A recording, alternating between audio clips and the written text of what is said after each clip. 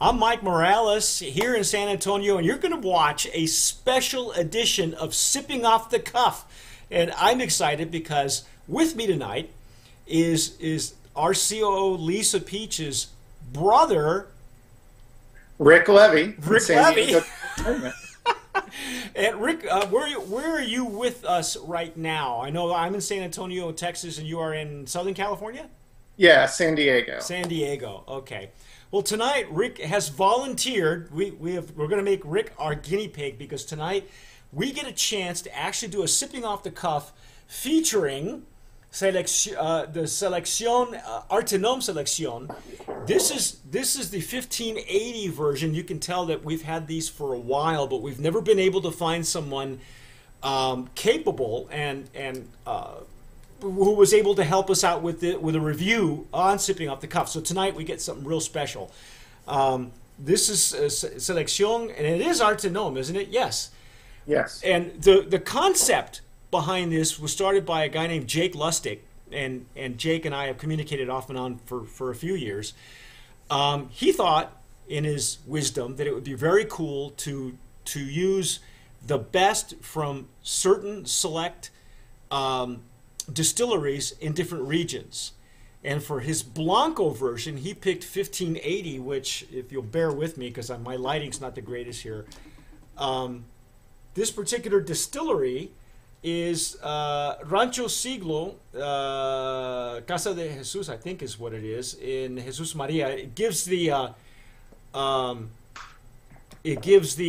location. It's really neat, a neat label. It gives the location. It gives, I guess, the also the harvest, the estate that it comes from, and it's Las Joyas. That's right. It's Destiladora oh my God, El Paradiso. And so that would be where this particular distillery is and where it comes from. Obviously, 100% agave tequila, and it's known 1580 on this one here.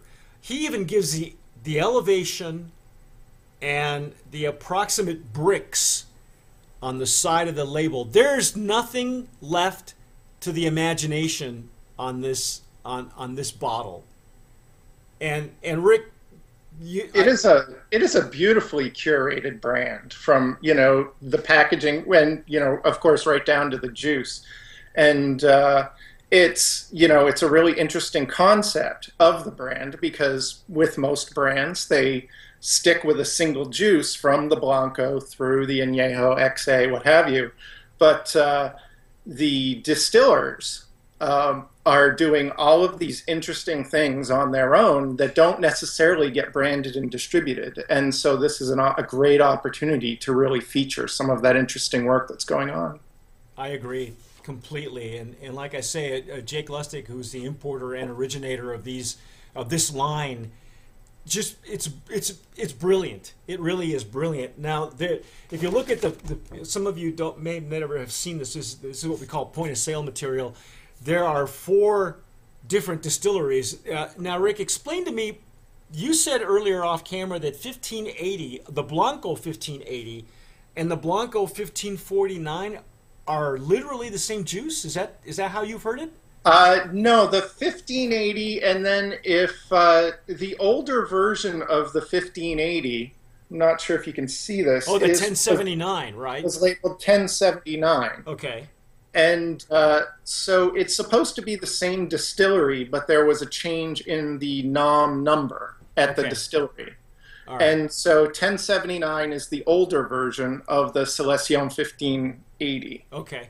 And so presumably the only difference would be the crop, the harvest. Right, and the estate that it's coming from, obviously. So tonight we're going to be sipping off the cuff with this.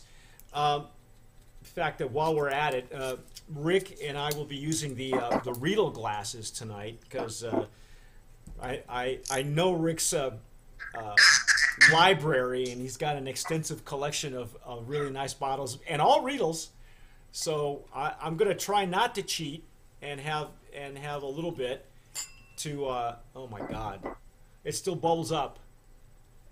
Like I say, we've had these bottles since 2013. Jake was nice enough to send these to us, and we've been just waiting to sample these with somebody, like I say, who can help us out with who had a similar, if not an entire batch of this line. So, oh wow, wow.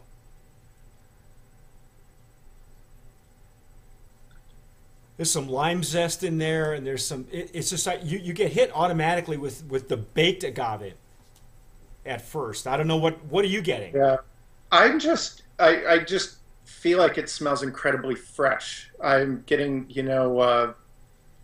very sort of green notes. Well, like I say, I got some lime zest, but it's not. You really don't have to dig very hard with this particular. Alex and I on the usual sipping off the cuffs, we have to really dig down sometimes to get anything, from some of the blancos that we get. But in this case, it just comes right up to talk to you, man. This is It's just really beautiful nice. off the top.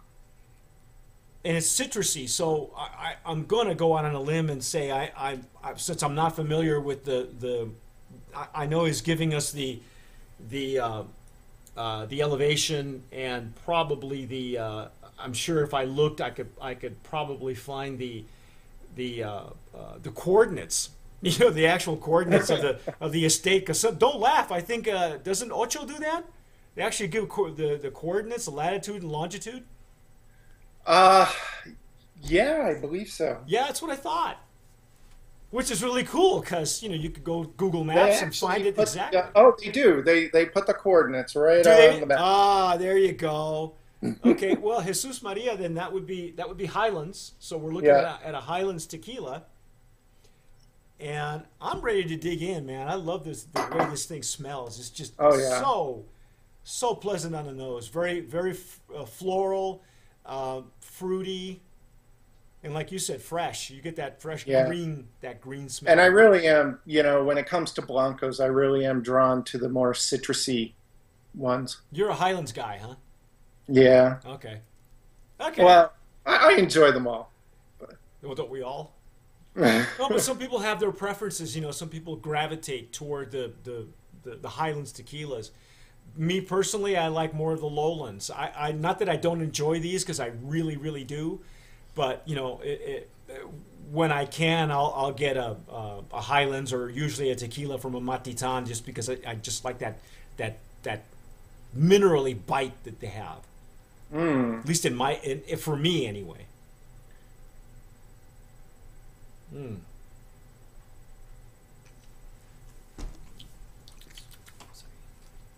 Oh wow! Wow! What a great finish! Beautiful.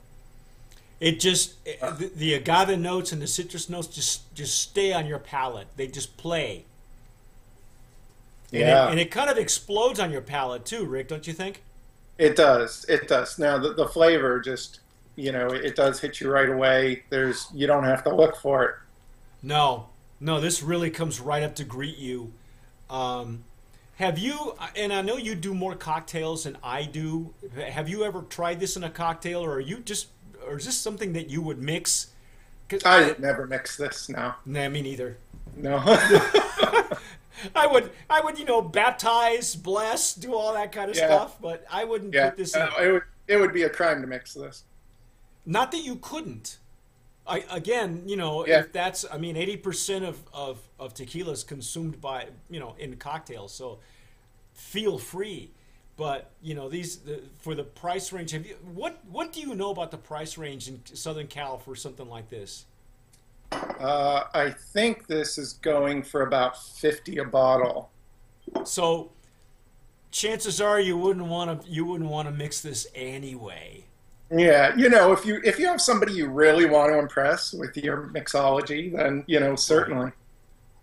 But yeah, now when I recommend this, I tell people to sip it. Oh my gosh, I forgot how I haven't tried it in over a year. We've had these up on our shelves, like I say, just waiting to find the right person to help me out with these, and I'm so glad that you decided to come on board and do these with us, because Poor Jake's been waiting for a while for not that he needs our blessing, you know. Something that I really love about this as well is that, we opened the bottle, we poured it, and we just had that great aroma right away. And it was just gorgeous in the glass. And then what I find sometimes is that, I may get, that great aroma with other brands, but then, when you go into the flavor and then the finish, it's not terribly balanced throughout the experience. But with this, it's wonderful at every stage. It's a new level of enjoyment at each part of the process. Yeah, not a weak link at all in the flavor profile from the start to the finish, literally to the finish. I mean, it's got a good finish. I mean, it doesn't, you know that you're drinking tequila, which is really great. And it's not an overpowering finish, but it stays with you for a long time, and it's just wonderful. Yeah, wow, what an award winner, and not, like I say, not that Jake needs our blessings, but definitely I think, Rick, we should be able to nominate this as a brand of promise. And frankly, even though the brand hasn't been around that long, I really would like to nominate it in a legacy category. Legacy is a category that Tequila Aficionado uses for brands that have been around for a long time, like 1921, like Herradura,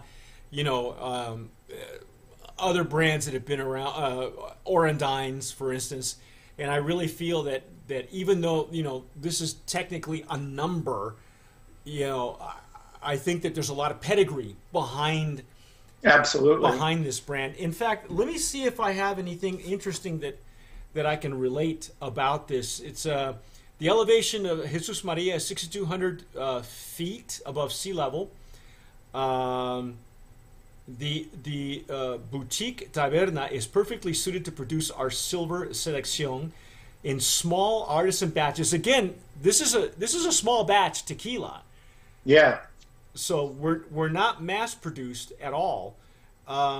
Intensely aromatic, fruit forward tequila, and it's owing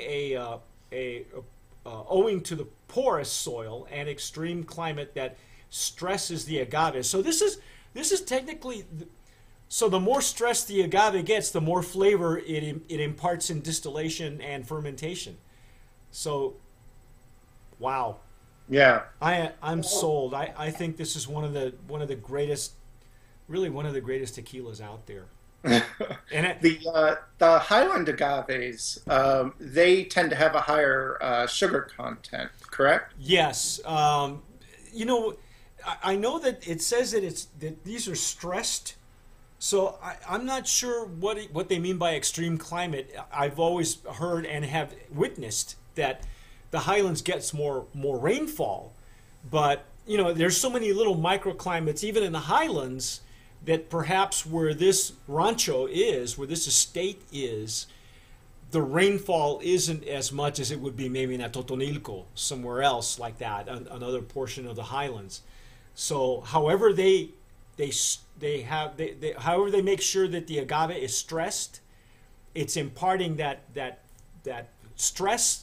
Well, I would imagine that the winters have something to do with that as well, because the Highlands will experience a more intense winter than the lowlands. Yeah. Of course, the weather's been so weirded out. I mean, they had snow this year in the Highlands, which thankfully turned out to be a good thing instead of a bad thing.